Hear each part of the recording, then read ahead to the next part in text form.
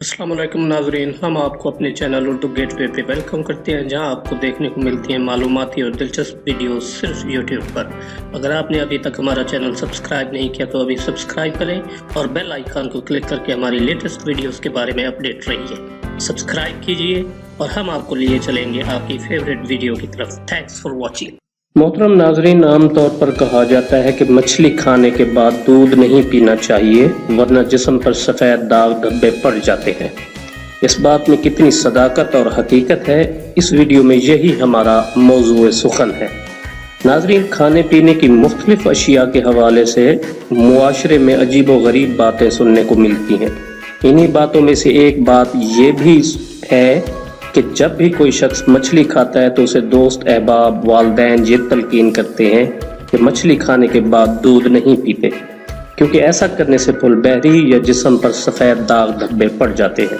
इसके अलावा ये भी कहा जाता है कि जिन अंग्रेज़ी महीनों में रे नहीं आता तो उन महीनों में मछली खाने से परहेज़ करना चाहिए, मसलन मई, जून, जुलाई, अगस्त के महीने, क्योंकि मछली की अफज़ाइश नस्ल इन महीनों में होती है।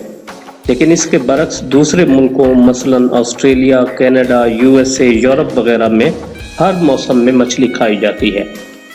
हिंदू कल्चर में मछली खाने के बाद दूध पीने को बदशगुनी समझा जाता है कि ऐसा करने से इंसान मुख्तलिफ बीमारियों का शिकार हो जाता है।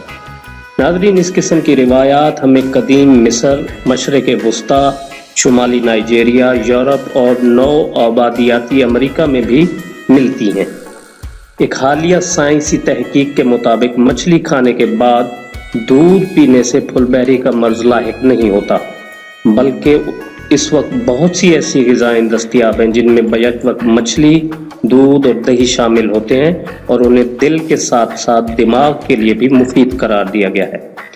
नाज़रीन, सफ़ेद दाग धब्बे इंसानी जिस्म पर इसलिए पड़ते हैं जब इंसानी जिस्म में बनने वाले सेल्स यानी मेलानोसाइट्स टूट फूट का शिकार होते हैं या फिर डेड हो जाते हैं। एक और तहकीक के मुताबिक फंगस इन्फेक्शन भी जिस्म पर पड़ने वाले दाग धब्बों की वजह बन सकते हैं। अलबत्ता अगर हम ग़िज़ाइयत और हाज़मे के अमल को मद्देनज़र रखें तो मालूम होगा कि मछली और दूध दोनों में प्रोटीन पाई जाती है, जिन्हें एक साथ खाने से जिस्म के डाइजेस्टिव सिस्टम या निज़ाम को दोहरी मेहनत करना पड़ती है। मतलब ये कि इन दोनों ग़िज़ाओं को हज़म करने के लिए हमारे मैदे को एक साथ दो तरह की रतूबतें खारिज करना पड़ती हैं, जिसके नतीजे में मछली और दूध को एक साथ हज़म करना मुश्किल हो जाता है।